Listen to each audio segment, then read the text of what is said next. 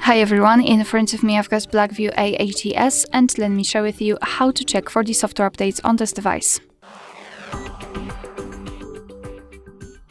So first of all, make sure that you've got the internet connection, it is required, and I highly recommend to use the Wi-Fi, and then we can enter the settings.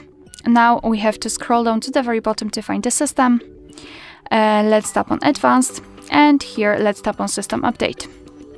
As you can see, here we've got the specific information. If you're not sure, you can tap on check for the update and your device will search for any kind of updates. And basically you can meet two different scenarios. This is the first one where your software is up to date and there's nothing to download. And the second scenario is where your device will actually find the update. It will show you the information about it. So what has been fixed, what has been added, and then you will be able to tap on download and apply the update. Alright, so that will be all. Thank you so much for watching. I hope that this video was helpful, and if it was, please hit the subscribe button and leave the thumbs up.